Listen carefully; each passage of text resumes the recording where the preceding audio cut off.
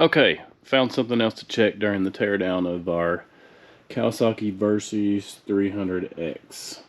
So if you notice, the brake caliper is gone here as we were getting into the brake system.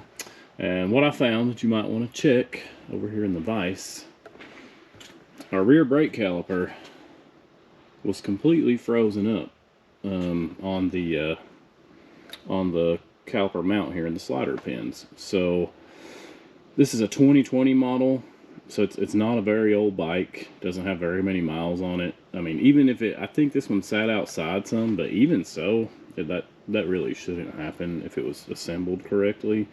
So what was going on is this rear slider pin here was just, you can see some of the stuff that came out of there, the corrosion. It was just really stuck. And what I did, you may not, if you want to just check this, you may not actually have to disconnect the brake line or remove it from the bike. What you're looking for is just that this caliper slides smoothly back and forth on the pins in this bracket.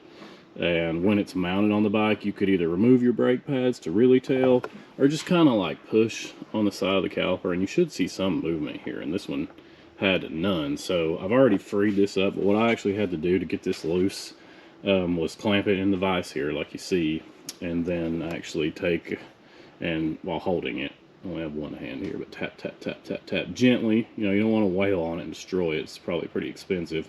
And tap, tap, tap. And then it was able to free up. See, it's still just put on there, just a little bit stuck. Oh, I can't, there we go. I can almost not get it off. And get it back off of there. So now we can, probably gonna have to clean down in there in the hole that rests in. And you can see the difference in these pins. Look how clean this one is. It still could use some more grease, but it was greased. It's clean, still moving. This one that was frozen, it's all crusty, corroded. No, I don't know what happened to this thing, but the point here is, if you have one of these, you probably should go ahead and check it, because like I said, this thing's not very old, and if you had to deal with this, say, in a few more years from now, you might really struggle with this, or even end up having to replace the entire caliper. And I can't imagine that these are very cheap. I didn't really look it up, but yeah. So this one, I'm going to be able to clean it, clean all the corrosion off, re-grease it, put it back together. It should be good to go. Because what's going to happen here on the machine is if you had a caliper that was stuck like that on the slider pins, it's going to want to just wear out one side of the brake pads and wear them unevenly, and then also reduce your braking performance is the real issue there. Now on this one, I haven't gotten into the front one yet. I'll certainly check it. It seems to have, like, you can almost see it's like it's wiggling on the pins. It seems to have some more movement up here, so I feel like this one might be okay, but I'll certainly check it and straighten it out if it is an issue. But yeah, if you got one of these, I would definitely recommend checking out your brake calipers next time you feel like doing a little service. And like I said, let me grab this again. I think you got enough slack in this brake line here to get your caliper mounting bolts, the bracket mounting bolts from here, and lift this off. When get the pads out and separate it that way.